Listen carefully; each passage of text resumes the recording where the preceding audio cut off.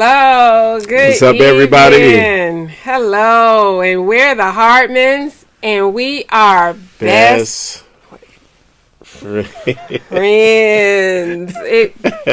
We tried. Yeah. We tried. It would have been better. His chest is I longer if I would have sat right here. Yeah, but hey, they know what we're trying to do. But we best friends. Yes. We're the Hartmans. We're here every Tuesday night. Thank you for joining in. You're watching 7 p.m. us 7 p.m. Eastern Standard Time. Yes. You're watching us on Facebook Live, YouTube Live, and Periscope. So share. Share. If you don't know us, we are the Hardmans, Oshie and Ebony. And we discuss hot trending topics that deal with marriage, family, parenting, dating, all of that. Dating, relationships. Yep. The full circle of life. Full circle of life. And we enjoy doing it. And we put our spin on it. As we say, we Hardmanize it. Yes. And so we pray that every episode of this, every Tuesday night, you're able to be blessed and it'll help you in your own personal life. Yeah, most definitely. Yeah, most definitely. We have invited you in. Yes. And so before we start, though. Yeah. We've situation that happened this past weekend been tugging at our heart. Tatiana, you can you can put her picture up. Yeah, and she was killed. She was we would be remiss if we didn't. Yeah, we want to make sure that we know that we don't talk about situations that normally happen like this, but in a situation, and understanding what has been going on, even in just this Dallas-Fort Worth area. With the Botham Jean, and then the young man who was just also Jordan, I think. He was just the key witness who was also murdered. Yeah, and she was murdered. And then she was murdered in her home. So we try not to talk about politics and other things dealing with like hate. But this was really tugging at us. So we're praying for her family and the community, and praying that justice is served swiftly. I'm keeping my hopes up. The officer was arrested for murder, and I know not all officers are bad. Charged for murder. Not all officers are bad. I have family members that are police officers. So we'll just see how this plays out this time. How this one plays out. I hate to say that it's another one in our community, but it's a case by case scenario. So we just wanted to just lift up prayers for her for that family. Especially that 8-year-old nephew that was there and witnessed that traumatic incident. And we just wanted to say that before we start with our topic tonight, okay? So just say a prayer, and just say a prayer for all of the families that have dealt with, tragic violence and things of that nature. So we want to keep all of these families lifted up. All right?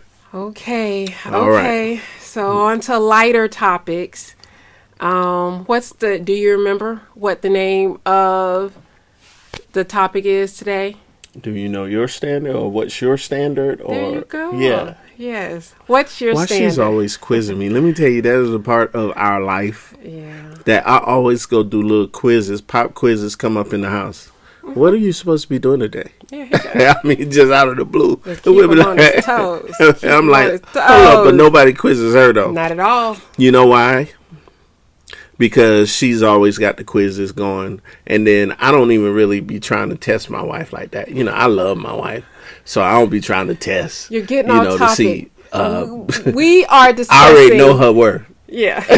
So so I don't have to test. So anyway. What is your self-worth, and do you know your standard? So the couple we're going to be talking about tonight is a trending couple. Initially it appeared as they wouldn't be your typical couple together. That's Jeezy and Jeannie. Now, Jeannie, she is one of the hosts on The Real talk show. And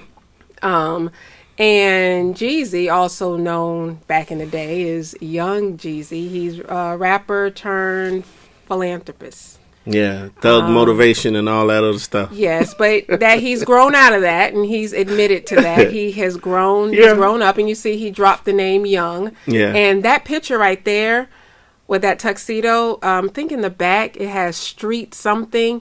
They were up here. He has a foundation, and he had an event called Snowball Gala here in Atlanta, in Buckhead, in August. And he and Jeannie appeared, and that's when they made their relationship official. You know, nowadays you just have to show up in public with someone or put them on Instagram or something. Yeah. And they're like, we are item, we together. So they made that official, and now the internet has been buzzing, and she goes on The Real almost every other day. Yeah. And discusses, or maybe every time she's there, she discusses their relationship. Now, background on her, she's coming off of a 10-year marriage. Yeah. She filed for divorce in 2017. I think it became official in 2018. But 10 years. And he was in a 10-year relationship. Okay. Didn't know that. Yeah. He was in a 10-year relationship. Okay. So they both had, it wasn't a marriage, I don't think. It was a relationship. So they had some commonality with that. Okay. So the video that you're about to see is her on The Real. This is a snippet. Was it maybe about a week? What is this? A week ago. Maybe about a week or two ago. I don't know. Of her talking about Jeezy, and so then we'll delve in. It's about a minute and a half, I think. All right, check it out. Just in my situation, I can only speak from my experience. I never grew up with Cinderella syndrome because I knew those white girls ones my story, honestly, and I even didn't want to be married. Okay, so I think if you look back at seasons where I gave a lot of credit, it was because my own standards were low. And that is just from, we can go into a whole counseling session as to why I only gave myself that bare minimum. So I'm not blaming my ex for the things that he barely came through to do. I was just like, when you say, oh, good for you, you did that documentary, or that's cool, then I'm like, great, he supports me. Awesome. That to me is now my standard of support. I didn't know for two things. I didn't know until, honestly, my new relationship that even something as basic as, oh my God, I'm not crying to feel bad for me. I'm just like, it was so touchy. It's okay. But like even something as basic as like at his birthday party, he left his birthday party to drive me to the airport to Atlanta. And I was like, yo, I can Uber. Like I Uber my whole life. I've Ubered through my marriage. I'm good. And he was looking at me like, are you crazy? Like I need to see you off. I'm to drive you to the, that to me was, so I'm just saying, you can blame or you can say or not blame, but just be mindful of your standards. And sometimes for me, being alone in that time that I took to myself was my upgrade. That was my upgrade. You were your own upgrade. All right. Okay. So, y'all excuse I'm in my African she looks cute, doesn't she? Today. Yeah. She looks cute. And this is from Kenyan. Yeah. I think we either purchased it or my Auntie Judy got it. Yeah. So big ups to Auntie Judy. Yeah, when we got it when we were there, or she brought it over. But yeah, that's why I'm in my African garb today. Yeah. So I digress. Yeah. So at any rate, she said a lot. Yes, she did. She said a lot in that clip. One thing that I noticed, she said her being alone during that time was her upgrade. So obviously she meant like it was self-reflection, trying to, after a divorce. Divorce is sometimes like a death. Yeah. It's it was over a decade. They were together for 13 years. Yeah. So that can be very difficult to go through. So I'm sure she had some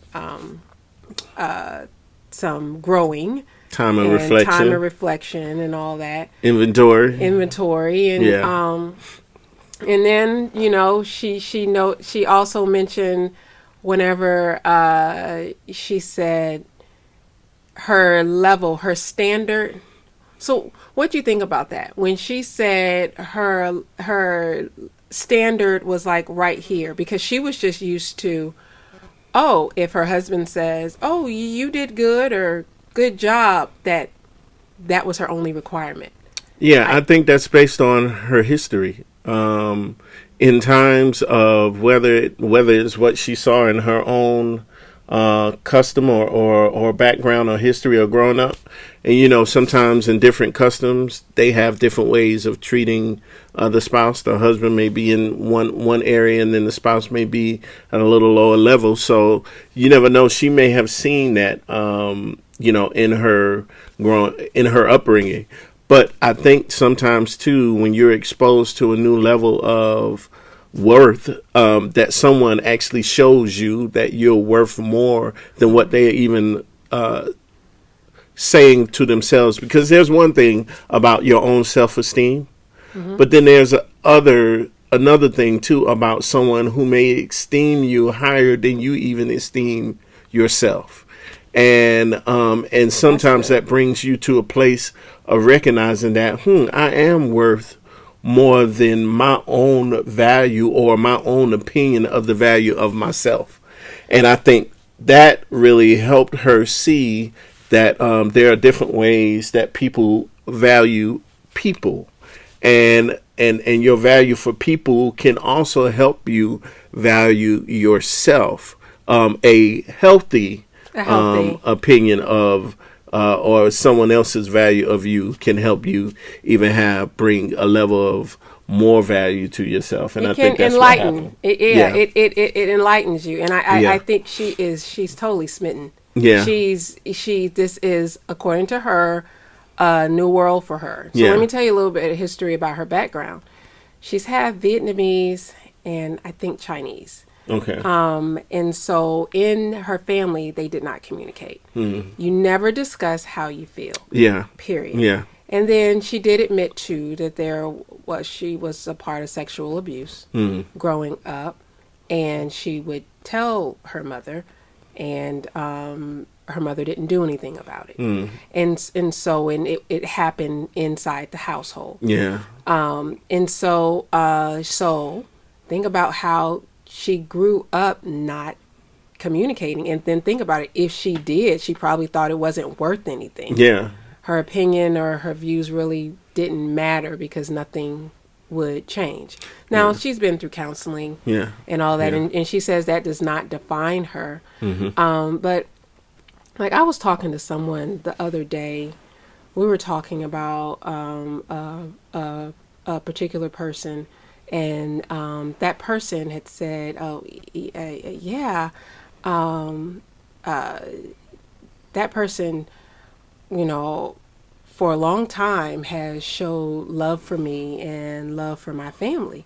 And so, but currently the actions of the person, it appears that they could care less about them at all, that they never showed love to them. And so the person was coming to me asking, well, this doesn't make sense. How can that person has shown you love for so many years and then now, and I said, no, you have to look at their level of what their definition of being shown love. Like, my definition of being shown love is totally different.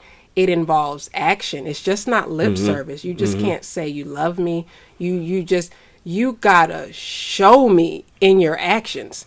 So that person could be just like what Jeannie had said. He said, oh yeah, you did good.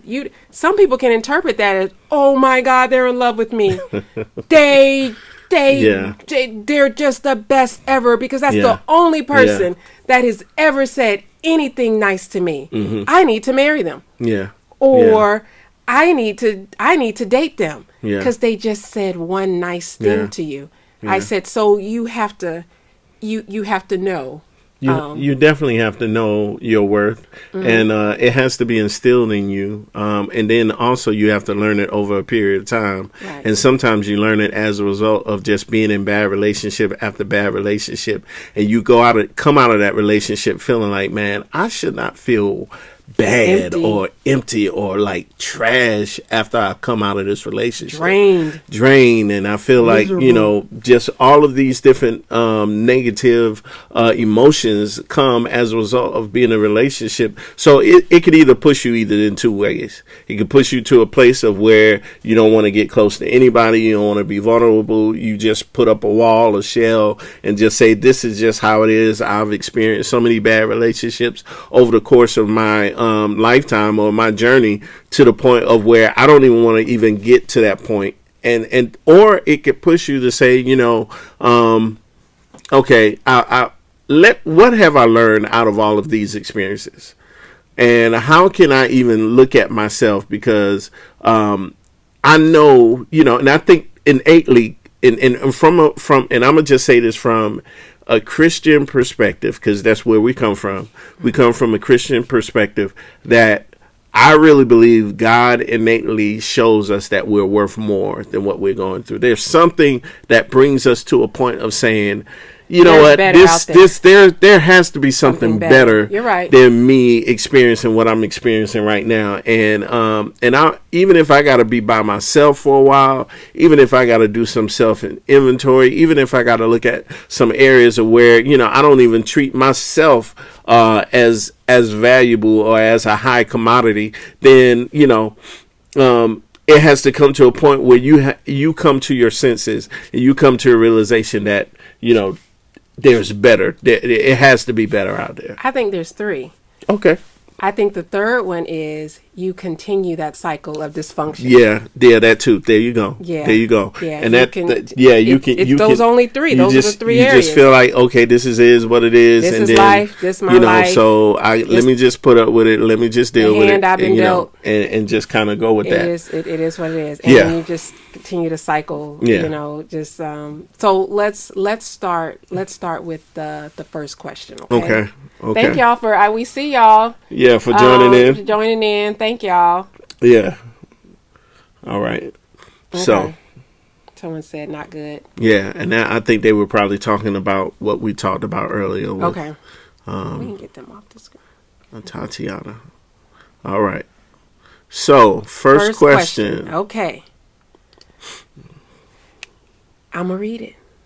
Why do I always ask you every week who gonna read the question? I have nothing to say. Okay. First question. How do you know that your past affects your present?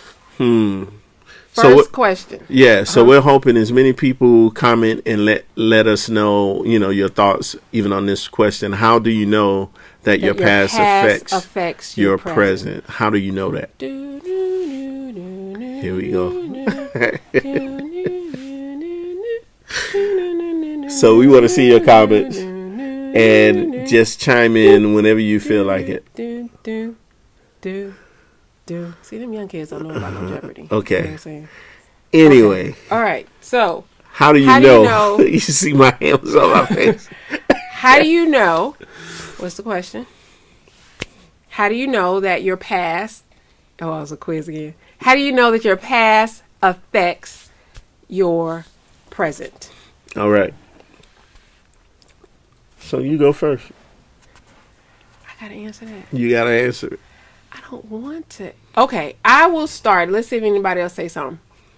Okay, they could be typing right now. Okay. Yeah, they could be. So let me start. How do you know? There are multiple ways to know, right? But I'm just going to say one. Yeah. All right. You know that your past affects your present if... Oh, see, that's what I'm talking about. Somebody responded before I said something. I felt that in my spirit. I knew somebody was going to respond. We appreciate it, Kathleen. Thank you, Kathleen. Thank you, girl. She said it makes you scared to get close to someone new. If your past, that's how you know your past affects your present. Or it don't even have to be new. It could be your husband or your wife. There's like a certain point you get to, and then you pull back. Yeah. Yeah. That's good, Kathleen. Yeah. Yeah. Okay.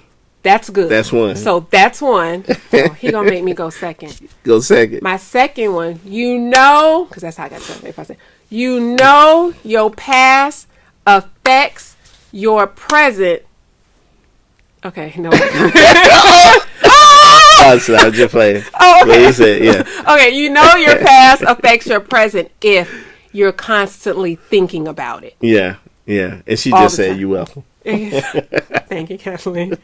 Your past affects your present if you're constantly thinking about it, and it kind of paralyzes you in your present and in your future. Yeah, yeah. That was a good one. Yeah, that was good. Yeah, pat you on your back. All right, and I think to even add to that, when your past affects your present, when you can't, and I want to say this in a way, you can't explore the unexpected because you're still caught in your past. So you're not open. It's like you're constantly focusing on what has happened or what is currently going on, and you will never have the opportunity to explore something new, to take on a new journey, and you're constantly just rewinding and going back in what's been, and that kind of goes back to what you were saying. You're paralyzed. You're stuck. You won't explore something new because what's happening right now is you're stuck in a situation, or you're stuck thinking about what's been going on or how you've been dealing with what's been going on, and you don't ever move forward because you're stuck. It's like you're stuck. And that's good. Stuck. That's the operative word. Stuck. Because that could be not only in relationships, that could be a new business idea, a new, or say a new experience. Say you want to travel, or say you want to go back to school. It could be that thing. And it could be a past relationship that could put that mindset in everything that you do. Yeah. It's even how you raise your children. Yeah. If you feel, if you have thoughts about something and you don't want them to get hurt. Yeah. Or, we don't want them to explore that because I know it's not going to work. I was watching this, I do reality stuff. Remember I was telling y'all, I watch a lot of reality stuff. So it's mindless entertainment. Someone said that. So one time I was in my mood, so I just had a long day. I just didn't want to think. Yeah. So I watched, I think, was it Love and Hip Hop? It was probably Love and Hip Hop Atlanta. And I know I'm a pastor's wife. And I watch Love and Hip Hop Atlanta, but it's all good. It is what it is. You just called it ATL. Entertainment. So something that gets your mind off. The mom, I think it was Eazy-E's daughter, was telling. Was that Growing Up Hip Hop? I don't even remember. I watched that too. Maybe it was Growing Up. Oh, what you know about it? Hey, I watch it. Okay, you be watching it. Eazy-E's. He got to get to know what's happening out there. So anyway, Keep your ears to the street. Eazy-E's daughter was so excited about a new opportunity that she can work with the Brat and Deb and all of that. And so she was telling her mother instantly out the bat. Her mom's like, it's not going to work. Mm-hmm. Oh, it's not going to work. Yeah, it's just not. Episode. She just kept going in and in. Yeah. And I was like, bless her heart. Yeah. I was actually playing for a little girl. Well, she's not a little girl. She's like 20-something, but that's still little to me. But I was like, oh, Jesus. I hope she, she want to do her rap career and stuff like that. But I was like, I hope she doesn't lose her fervor. Yeah. I hope she just keeps going hard, keep that hustle going, because obviously she feels she has a gift for the world. Yeah, and people that you're related to could be connected to the past, right? And therefore they continue to drag you in the past. I done missed some comments. Continue. Okay. No. And so what happens is their connection to what has been will continue, and them trying to persuade you to not move forward, it will cause you to stay stuck where they're stuck. And if you continue to listen to them, you're right. Because they only know about exactly, because they only know to this level of where they went. Yeah, and so you know what, I think these comments came when I was like, and I think you just have and I didn't even see it. Okay, so to answer that question, your past affects your present. Doris says, when you hear yourself saying old things to new people. That's awesome. That's good, Doris. That's awesome. When saying old things. The same old things to new people. Yeah. That means you hadn't grown. You was stuck. You hadn't grown. That's good. Doris always be dropping. Okay, let's see what my line says. Tiffany say, if you treat a current relationship based on your previous experiences without just cause. Yeah. That's right, Tiff. Yeah. Yeah. That's right. Yeah. I mean, because they have nothing to do with what happened in the past. Yeah. Nothing. But you automatically sabotage the new because of your mindset and your state of the past. Right. So you can't grow to where or expand your horizons because you're still stuck in a place of where you've been previously, and that becomes debilitating. That could be daddy issues. Yeah, daddy issues, mommy issues, communication issues that was brought up, dysfunction that was in your relationship, and different things that happen. So this is a part of what we really have to think about. Mm-hmm. I always go back to that song that I used to listen to back in. But it was a song called Previous Cats, and I say this, it was by Music Soul Child, and he said, I'm not to blame for the pain that was caused by previous cats. And basically he was just saying that. He was like, listen, we're in a new relationship, but you're still bringing old dudes into this relationship thinking I'm going to be like them.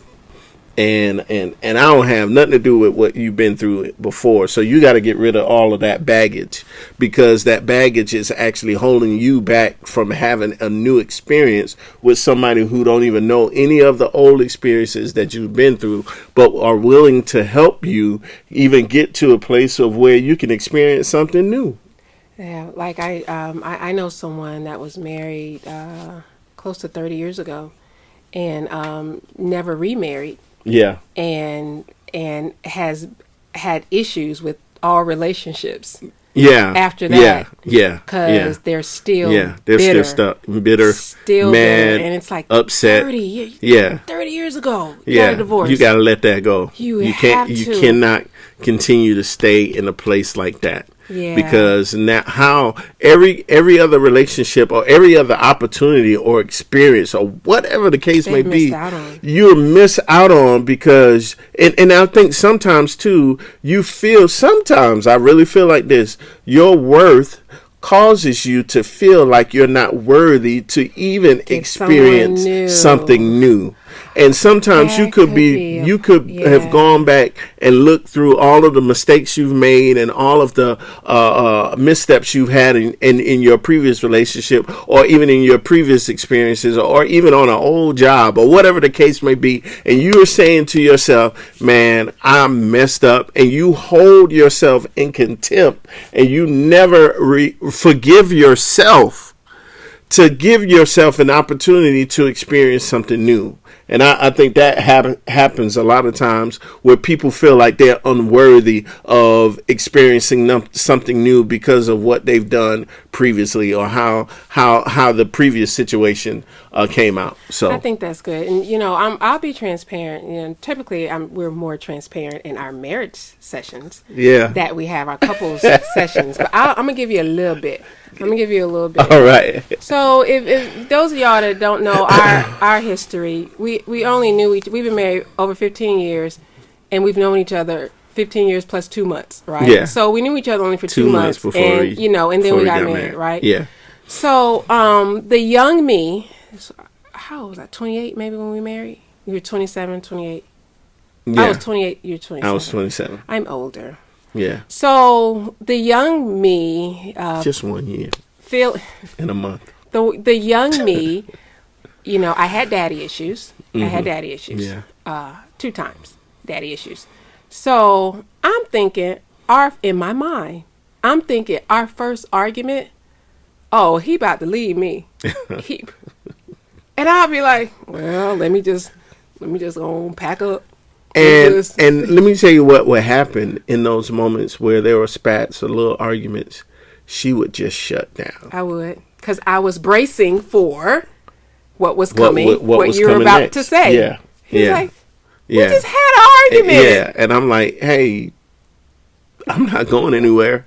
Hey, there's a difference of opinion here, but that doesn't mean that automatically I throw you away like you don't mean anything to me. I was like, and really? But yeah, and those previous issues can leave an indelible impression on you to the point of where you constantly stay in a state where you don't grow because or you won't experience, or you're ready to close down because you feel like, all right, I've heard this before, or I've seen this before, and I know what's going to happen after this. Right. And that's all I'm going to give you for the little transparency. But Rhonda said, hey, Rhonda, to answer the question, when there is no growth, no matter what you do. You do. Wow. That's a good point. Rhonda, that's good. A good point. That's good. That's good. Oh, Shay said, if you mimic the past with the future. Wait a minute. Or present. I'm sorry. Or you read it. Shay, okay. I'm sorry. I don't butcher if you mimic the past with the future or present. You said it right. Okay. Example, I did this, I did that. Yeah. Yeah. Oh yeah, I did. Yeah. And then how that make them feel? Yeah. Or how that make the situation? You then go back to your past. And here's the thing: they're a totally different person. So no experience that you're going to experience is going to be the same as what somebody else brought to the table, because they have a totally different DNA, a totally different mind. They are unique in themselves, so they bring a level of uniqueness to the situation that you've never experienced before. Mhm. Mhm. That happens. I think I messed up one time with him when he was about to take me somewhere, and I was like, well, remember, we already went there. And he was like, no, we didn't. I was like, oh my God, that was okay. I was single then. I was single. And so you don't talk about your past stuff with your present. And I would say it better like this. There may be opportunities for you to open up your past to that significant other to show of what you went through and different things like that. However, your past should not significantly motivate or maneuver your actions to the point of where your past is forefront. Basically, you're the puppet. In your past is the puppet master. And basically, because of what has happened before, your inclinations go back to the past. So you automatically do what you did back then instead of opening up yourself to new horizons to experience what you can experience now. Right. And that happens so often. It happens so often. And people sabotage their future because they think something looks similar to what was done in the past. And then they miss what could happen because they thought they saw a sign of what the past was. And in actuality, that had no resemblance of what was about to take place. But because they thought they saw something that looked similar, it stopped them and it caused them to be paralyzed from experiencing new. Okay, we have, y'all, we got 4 daughters, and every Tuesday, it seems like we have a different production assistant, and she was supposed to tell us when it was 7:30. Yes. Yeah, you didn't do it, because we have to do the commercial. Yeah. Okay. So, all right, it's 7:38. So we're going to have a quick holiday video commercial. All right. Check it out. December 14th at 7 p.m. You are invited to a formal couples holiday celebration with the Hardmans in Atlanta, Georgia. Both married or dating couples are invited to this formal affair.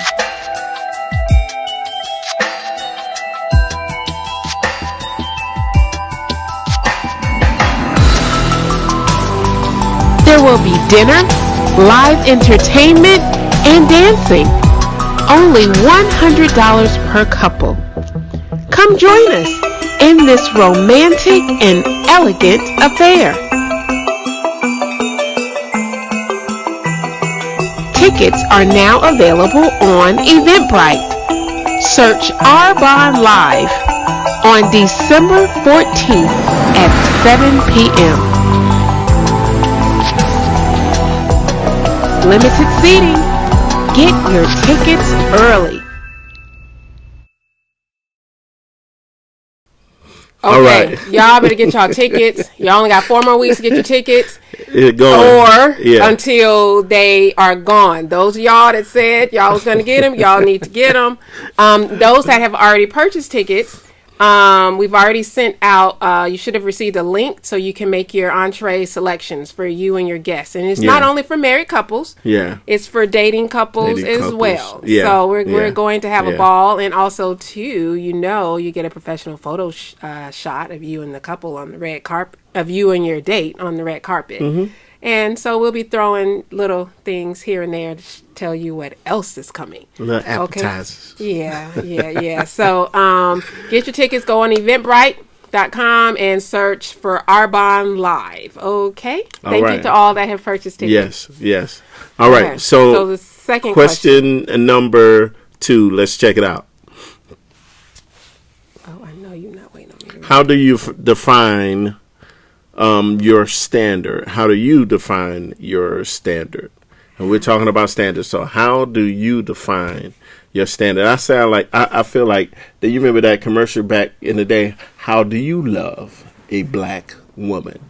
What commercial do you was that? love a black woman? I promise y'all, there's somebody that knows what I'm talking about. How do you love a black What were they trying to sell?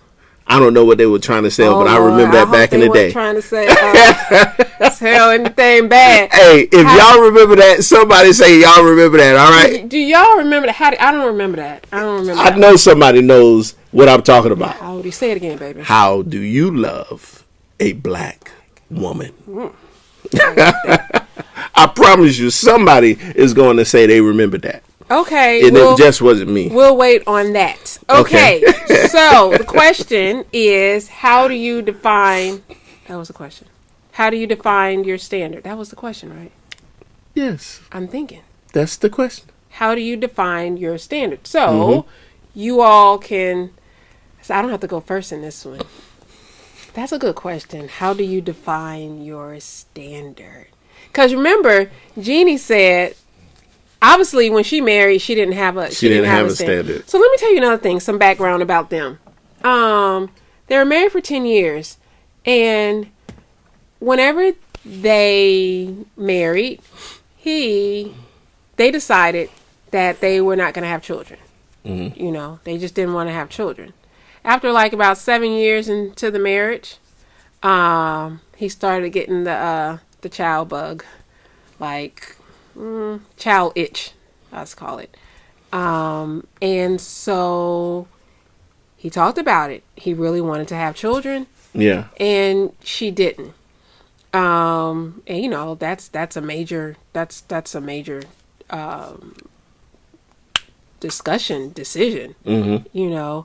And some will say, as soon as he divorced, or as soon as they separate, not even divorce, he got someone pregnant. Now he has a 1-year-old. Some will say that could have been the reason. Yeah. Why, I don't know if they grew apart or not, but I think, so I say all that to say, I think you need to define your standard at the beginning. Yeah. Yeah. Okay. So how do you define your standard? I think it's multiple things that actually will get to the point of helping you to define your standard. First of all, we talk about your family history helps you define your standard, but then also it comes from your learning and enlightenment that helps you define your standard, because there are things that you learn over the course of the period of your life that you might have realized that, man, I was doing something that was totally wrong. I did something that totally had no meaning to what's going on now. And now I've been enlightened. I've been informed, and now I can make a better decision on what my views or what my standard is going to be. And I think that happens often. A lot of times we grow and we develop, and it gives us new opportunities to learn about who we are, but then also to learn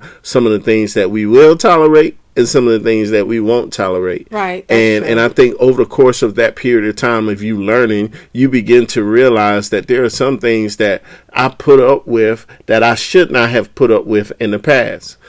And as you grow in those moments of understanding that, man, I was foolish, or man, how did I keep that going, or why did I deal with it this way, or why did I let this person continue to speak into my life or treat me this way? Self-worth. And so I think you unlearn and you relearn. Evolve. Yeah. You evolve. Mm-hmm. You unlearn some things and you learn some new things that help you open your eyes and your horizons to something that could be beneficial to you. I'm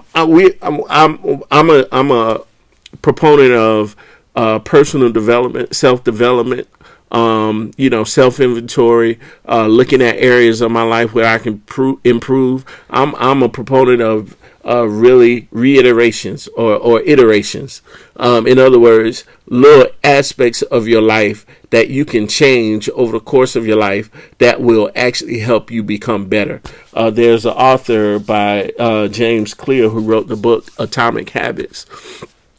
And in that, he said there are small little changes that you make in your life over a long period of time that actually gives you great marginal gains.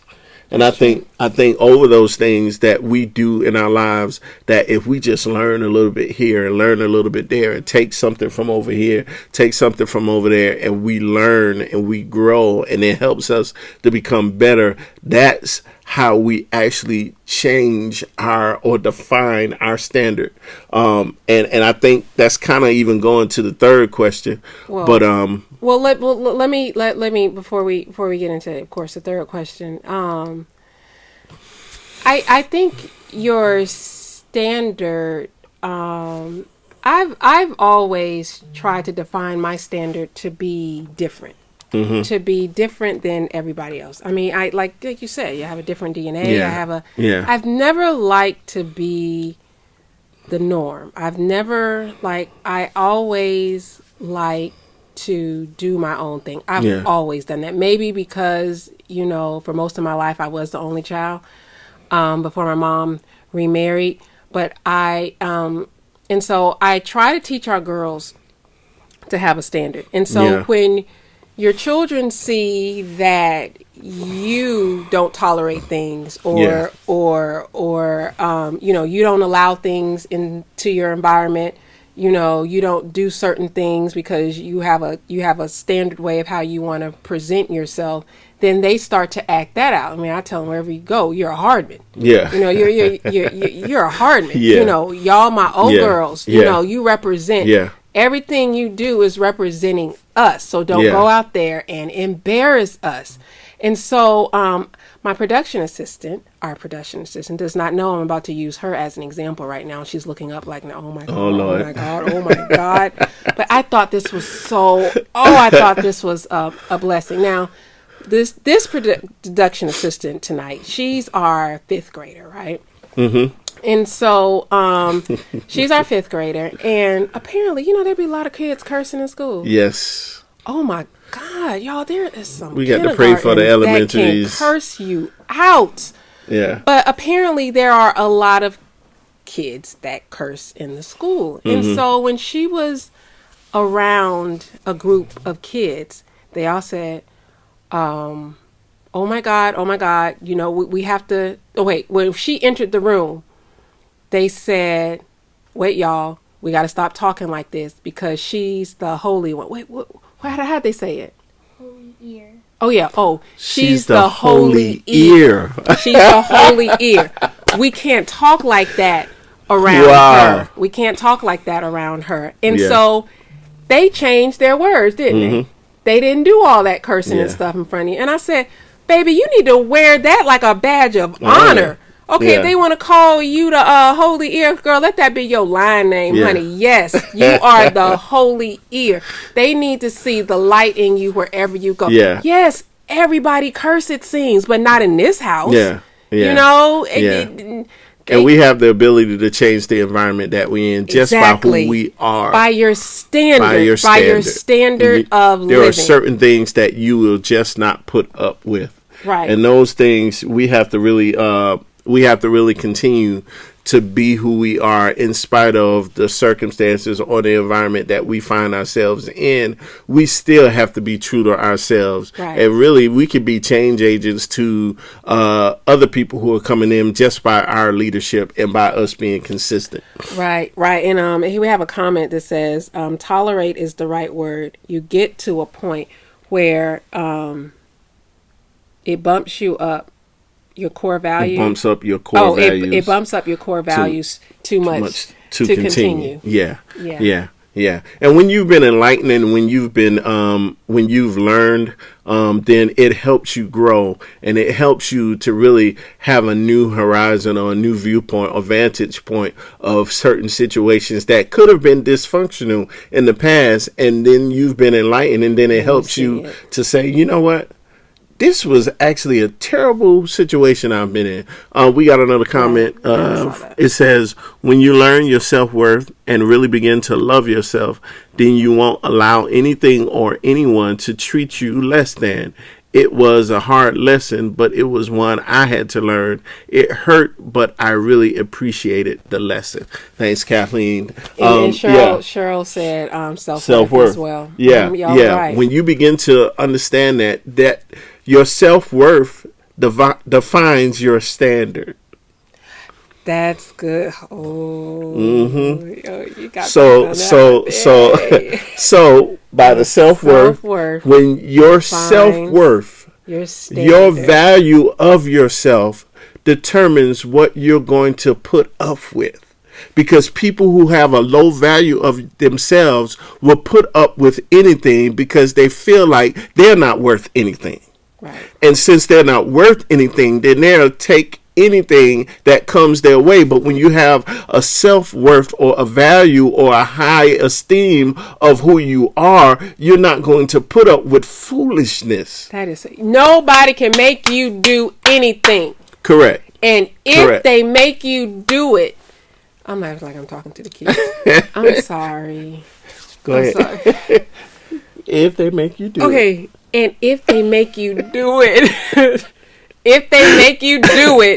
they control you. They control you. Period. You too grown to be controlled. Let me tell you. Yeah. I mean, I manage at my job. But HR is not going to have me do anything unethical. Yes. I follow the book. But I manage with love. And if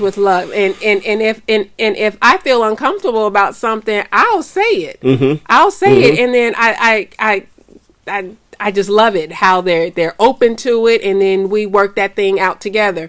But I will not do anything that I don't feel like it's a part of me. Like I'm 43 years old. I'm too old to be doing stuff that I know isn't good for me. Yeah.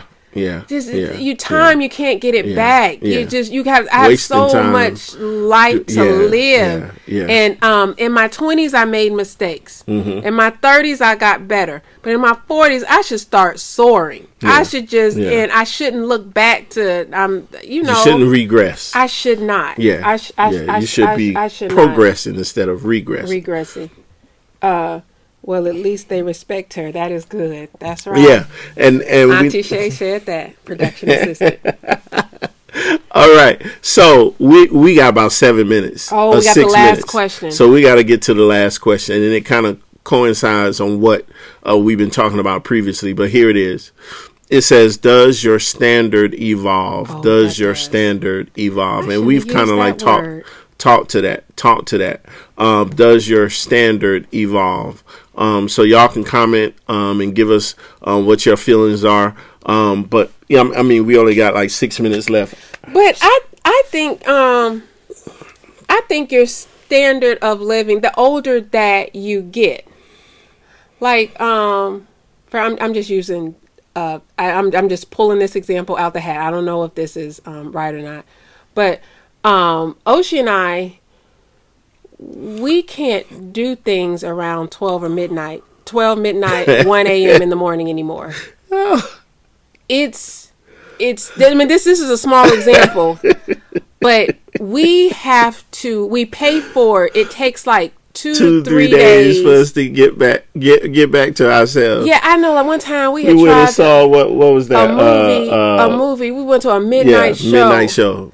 We couldn't move. Yeah. We really we were stuck for about 3 days. Yeah, man. So it's like if our body evolves and go, shouldn't our mind, now, you know, it's standard. Like, again, another thing too. I'm just throwing out examples. Just me, Ebony, talking. Like, if I was dating right now, I know it's a different world. I know it's a different time, but I think people are still the same, right? Yeah. But if I was dating right now, in my early 20s,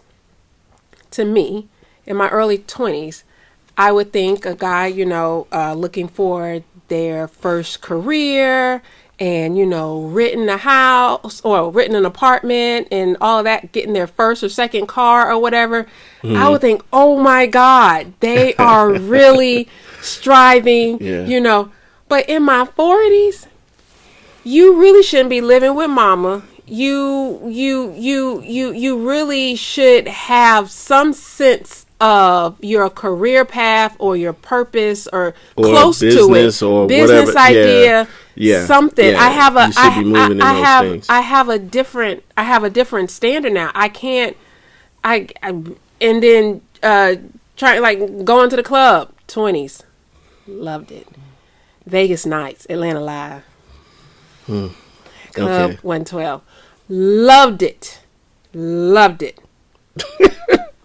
But you was there too. Don't even go there. Don't even go there. You was there too. Stay open till 7 o'clock. No, 5. They close about 5, 6 or something like that. But anyway. But now, you know, getting off track. We'll go to, our thing is, I like a jazz spot, or, you know, something to where we can be home, like leave about 9? About 9:30, 10. We back at home. we evolve. All right. I want to just say something real quick. And we're taking it back serious. Evolution happens in multiple ways. The evolution that we experience in our own personal life, you know, it takes us to a place of seeing something totally new. And here's the thing: you could see something that seemed old, but in a different way. All right. Or a problem. You could see a problem, but because you have evolved, it's not really a problem. It's an opportunity for a solution. So, prime example, there was a proverb that says, one man goes to a country and he sees people wear no shoes and he sees that as a problem. Another man goes to that same country and sees that as an opportunity to become a shoemaker. Right. So in some instances, through our evolution, our eyes are able to see the same situation, but in a totally different viewpoint. And we'll be able to shape how we grow or what we do based on what we see out of our own eyes. So evolution helps you to build your standard, but it helps you to also be able to establish ways to grow and develop, and then be able to challenge yourself or see new opportunities or see different ways of doing it, or being creative. And I think when you evolve, or when you allow your standard to evolve, and this is the last thing I'm gonna say, and because it's 7:59. We're always growing, but I think too, our standard grows to a certain point. Okay, what you got to expound. Now I'm gonna expound on that. What do you mean? You said we're always growing, but the standard grows to a certain point. All right, so I'm gonna explain. When we grow, like some of the things that we were dealing with in our 20s and 30s, we don't deal with anymore because our standards have evolved, and we don't look at those things. Right. But there will never be a time where we go back to those standards of our 20s. Right. So in actuality, our standards grow to a certain point because some of the things that we did back in the 20s have been eliminated. And since they've been eliminated, now there's less things to eliminate as we increase our standard. Oh, so eventually, and not that you reach a pinnacle or where you can't learn anything. No, you still grow and you learn, but some of the things that you put off as baggage or things that you've tolerated, those things don't grow anymore because you're at a certain pinnacle of saying, I'm not going to tolerate anybody talking to me any kind of way. So that's been eliminated. I'm not going to do things that are going to be detrimental to myself. So that's been eliminated. And so what happens is when you grow, those other things that were detrimental to you, you've put aside. But then you still grow because there's still information and there's still things to learn and there's still ways to help reveal to you that you can esteem or you can ascribe to bigger and greater things. However, those things that you knew that you eliminated, you continue to eliminate those things, and those things stay the same. Those things, that was so enlightening, and also it doesn't affect you anymore. It can't get to you anymore. It can't get to you anymore. So if anyone tried to push those buttons that you had back in the 20s and they try to push them now, they don't even bother you because you've elevated your standard. And in our couple session this past Friday, I want to put that on a t-shirt. There was this one husband that said, he wasn't talking about his wife, he was just talking about people in general. He said people will try to push every button in the elevator to see which one sticks. And I said, oh my God. I think we're talking about family or something like that. Yeah. But I was like, that is so true. Yeah. They'll push and if you got about 20, 40 buttons, man, they're controlling you. You just jumping all over the place because they're pushing. They'll try to push every single button to see which one sticks. That's good. Do we have? Okay, we have a couple comments, and then, yes, it does. Someone said, Dora said, yes, it does. You get older and realize that other people think. What other people think? That what other people think is not that important at the end of the day. Period. The other one. And then Tiff says, morals are the foundation. Your standards evolve based on your maturity and growth as a person, but are rooted in the morals you possess. Yeah. That's good.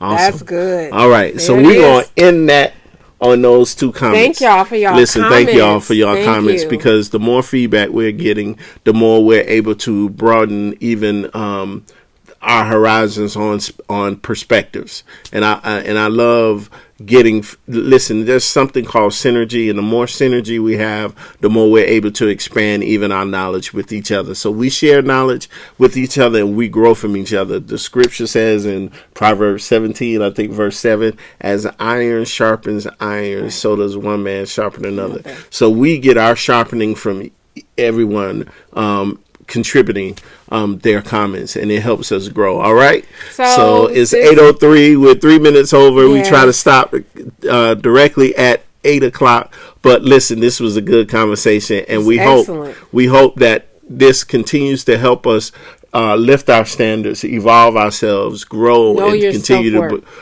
progress and know your self-worth and your value. All right, so we'll see you next Tuesday. Tune in at 7 p.m. and we'll look forward to share this video. Share this video, and we look forward to hanging out with you next week. All right, good night, peace.